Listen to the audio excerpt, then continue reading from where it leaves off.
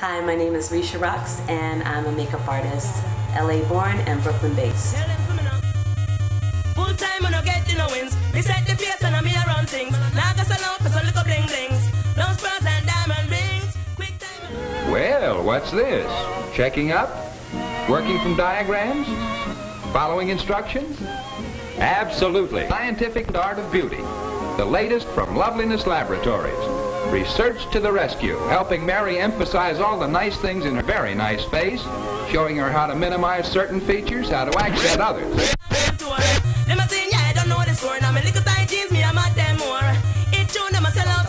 Have you heard the news flash? This year gonna stack some cash, and I'm gonna make it last. You better know that. Have you heard the news flash? This year gonna stack some cash, and I'm gonna make it last.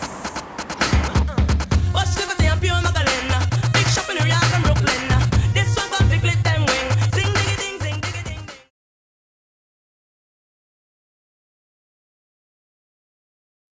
We're gonna start this happy vibes right from the root. I have been an artist for my entire life, like since I could hold a pencil. I've been drawing and exploring, and I was very encouraged in that by my family.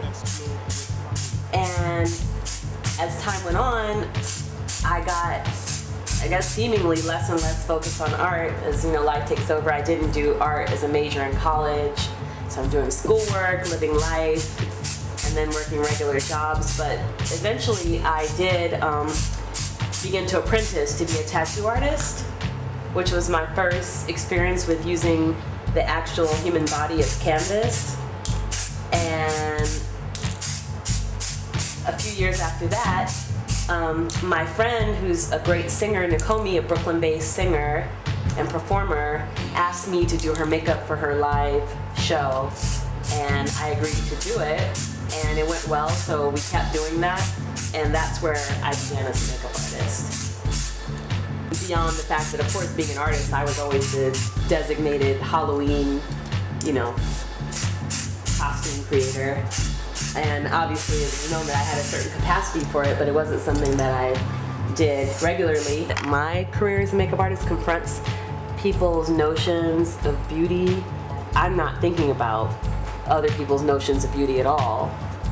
I'm not concerned with having the typical models. In fact, I enjoy working with atypical models, not because I'm consciously trying to confront anything, but because that's what I want, and I don't care what the status quo is. So I don't need my models to be a certain size, a certain skin color, or anything, and if anything, the more out of the norm it is, the better it works for me. Because people are my canvas, so that includes all people. Anybody can be my canvas. You don't have to be conventionally pretty. You definitely don't have to be small, because the more size your body has, the more space you're giving me to work with. Growing up, my experience of exposure to Eurocentric and mainstream beauty ideals, I would say in one sense it was extremely present, those ideas, in another sense it wasn't.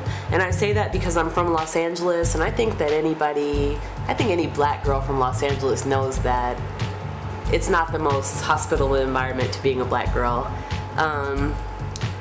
And within my community, period, that there are definitely issues of definitely ascribing to Eurocentric ideals. And the thing that made it different for me is that my family doesn't think that way. So I was never exposed to attitudes that lighter is better, or this kind of hair is better, or that kind of hair is better. I wasn't exposed to that within my household. Well, I think makeup is generally viewed as an industry totally dealing with beauty, and it's a packaged beauty. But I really approach my career more as an artist. So I don't feel like the conventional notions of what beauty is have any, I wouldn't say they have no relevance, but they have definitely a significantly lowered relevance to my career. Well, art is a self-reflection, so automatically I don't fit the standardly conceived norms of beauty. It's not what's interesting to me. It's not what I've seen growing up. Well, outside, it's not what I've seen in my personal life. And I don't feel any need to conform to that.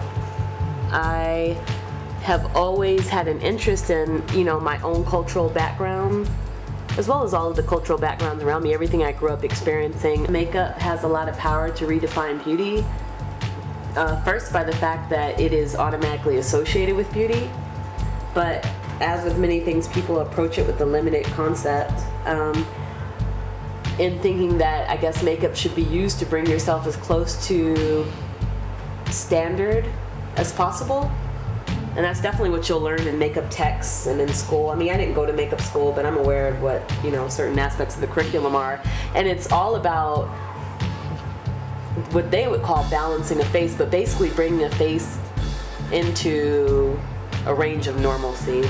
So if someone has a different kind of eye or a different kind of nose, it's about getting rid of these differences. I do things like wear blue and green lipstick, right? And they're always like, where did you find that lipstick? And I'm like, okay, I didn't find this lipstick. They really don't have a lot of lipsticks in these colors, but what I did is use eye pencil, because those come in every color. And there's no rule. Just because they market it and label it as eye pencil doesn't mean you have to use it on your eyes. All of these things are tools and can be used in various different ways, which I think is what beauty comes down to in the end. Basically using whatever's here on earth and transforming it or presenting it in a way that evokes a response in yourself or in others. So I definitely think makeup could be used for that very easily.